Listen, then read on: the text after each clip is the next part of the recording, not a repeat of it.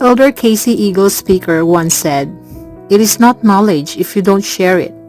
So today, I share this knowledge with you, not to lecture, but to connect. Because reconciliation begins with relationships, and relationships begin with respect. I want you to imagine this room, not just as a place where we're sitting, but as a space filled with survival. Each of you here, imagine that you were taken from your home as a child. Not by someone you knew, not by choice. You were brought to a place far from your family, your language, your culture. In that place, you saw things no child should ever see. Some of the children around you didn't make it. Some died. Some disappeared. And somehow, you survived. But survival came with silence, with pain, with questions. You grew up not knowing your roots, not knowing where you came from, not knowing how to build a family because no one ever showed you how. Now you're here. You're alive. You carry stories that the world needs to hear. So I ask you, what do you feel? What do you carry? And where do you go when you've never been shown the way? Take a moment to reflect on this. Before I begin, I want to speak from the heart. This presentation isn't just about facts. It's about the truth, emotion, and the journey I've taken to understand what allyship really means. My name is Raquel, though most of you know me as Rax. I was asked to lead this presentation by our supervisor because of my background in Indigenous learning and my passion for inclusive education. It is a responsibility I carry with deep respect.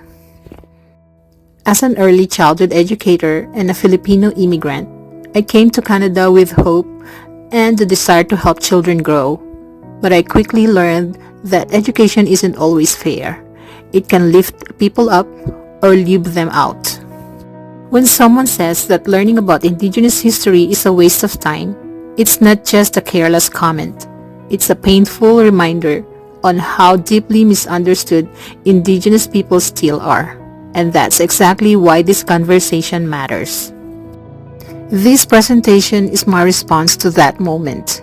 It's a promise to do better, to listen more deeply, and to share what I've learned, not just from books, but from stories, teachings, and moments that opened my eyes and touched my heart. I came to Canada full of curiosity, but unaware of the deep wounds carried by Indigenous communities. One day, a colleague said, "Learning about Indigenous history is a waste of time. Look at them." That comment hit me hard.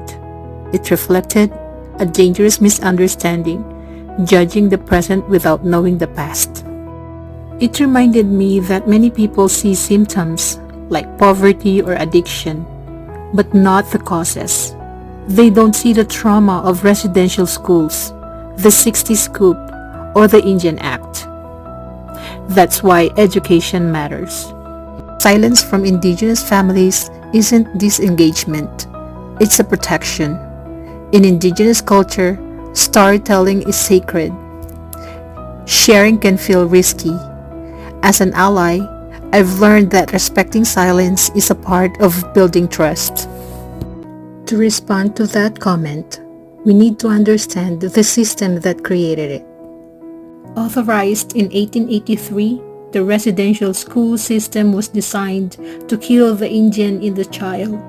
Indigenous children were forcibly removed from their families and placed in church-run institutions meant to erase their identity. Many suffered physical, emotional, and cultural abuse.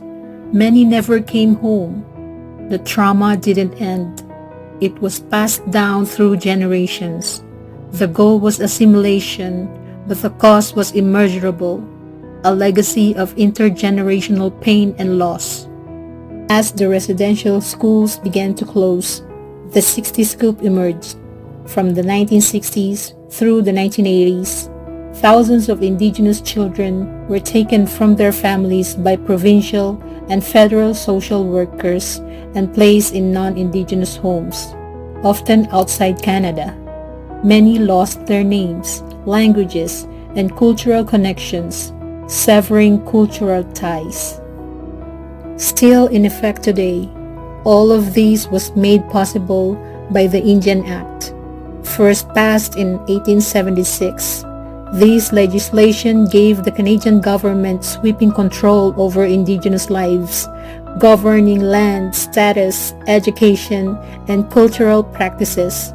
It banned ceremonies like the potluck and made it illegal for Indigenous people to hire lawyers to fight for their rights and impose colonial control. In systemic bias, these policies created deep mistrust. Today, Indigenous families still face exclusion in education, healthcare, and public spaces. Eurocentric narratives dominate, while Indigenous voices are sidelined. Indigenous homelessness and addiction in Canada are not just personal struggles. They are the result of generations of systemic harm. As Kuayum et al. 2021 explained, these issues stem from a long history of colonization, broken systems, and economic inequality. The story begins with colonization, where Indigenous peoples were forcibly removed from their lands, their children taken to residential schools, and their culture suppressed. This created deep intergenerational trauma, pain passed down through families who were never given the chance to heal. Then came the systemic failures. Healthcare, child welfare, and justice systems were built without Indigenous voices. Instead of offering support, these institutions often punished or ignored Indigenous needs, leaving many without safety nets. Addiction became both a symptom and a survival mechanism. For many, substance use was a way to cope with trauma, but it also led to further marginalization and loss of housing. Finally, economic insecurity.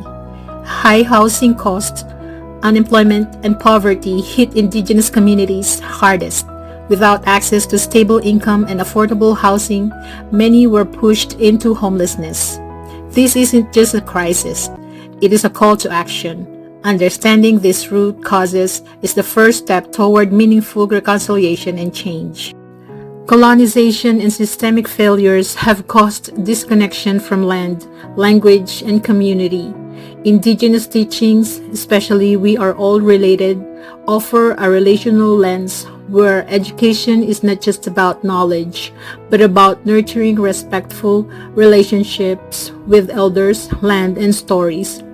Healing is understood as a shared journey rooted in reciprocity and collective responsibility. Education in this view becomes a sacred act of reconnection and relational accountability. To truly move toward reconciliation, we must go beyond awareness and into action. The Truth and Reconciliation Commission's Calls to Action 62 give us a clear path: educate, engage, and empower.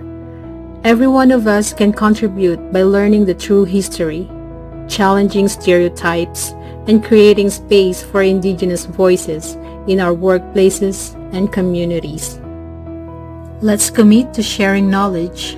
As Elder Casey Eagle Speaker reminds us, it is not knowledge if you don't share it. Whether it's advocating for culturally safe programs, inviting Indigenous educators, or simply speaking up when harmful comments are made, these actions matter. They build trust, dismantle bias, and create real change. Reconciliation isn't a destination, it's a responsibility. And allyship means showing up even when it's hard. Let's reflect together. We've heard the stories, we've felt the truth. Now let's ask ourselves, what will we do to honor the pain, the resilience, and the hope of Indigenous peoples?